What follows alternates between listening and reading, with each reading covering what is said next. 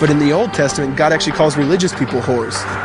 Religion might preach grace, but another thing they practice, tend to ridicule God's people. They did it to John the Baptist. They can't fix their problems, and so they just mask it, not realizing religion's like spraying perfume on a casket. See, the problem with religion is it never gets to the core. It's just behavior modification, like a long list of chores. Like, let's dress up the outside, make it look nice and neat. But it's funny, that's what they used to do to mummies while the corpse rots underneath. Now, I ain't judging, I'm just saying, quit putting on a fake look. Because there's a problem if people only know that you're a Christian by your Facebook. I mean, in every other aspect of life, you know that logic's unworthy. It's like saying you play for the Lakers just because you bought a jersey. See, this was me too, but no one seemed to be on to me. Acting like a church kid while addicted to pornography.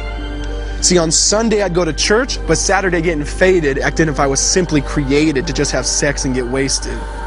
See, I spent my whole life building this facade of neatness, but now that I know Jesus, I boast in my weakness.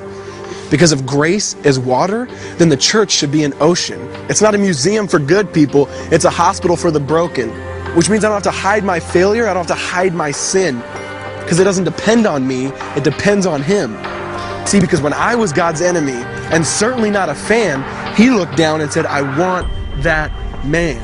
Which is why Jesus hated religion, and for it He called them fools. Don't you see so much better than just following some rules? Now let me clarify. I love the church, I love the Bible, and yes, I believe in sin. But if Jesus came to your church, would they actually let Him in? See, remember He was called a glutton and a drunkard by religious men.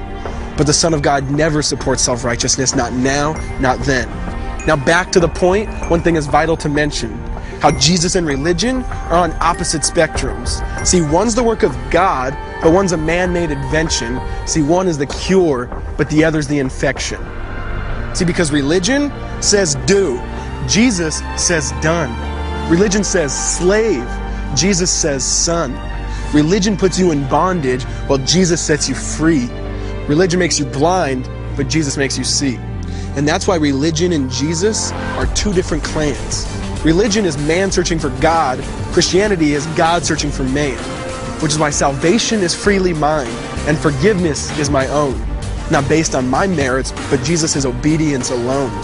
Because He took the crown of thorns and the blood dripped down His face. He took what we all deserved. I guess that's why you call it grace.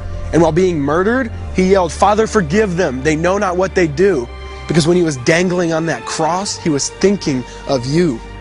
And He absorbed all your sin and He buried it in the tomb, which is why I'm kneeling at the cross saying, come on, there's room. So for religion, no, I hate it. In fact, I literally resent it. Because when Jesus said, it is finished, I believe He meant it.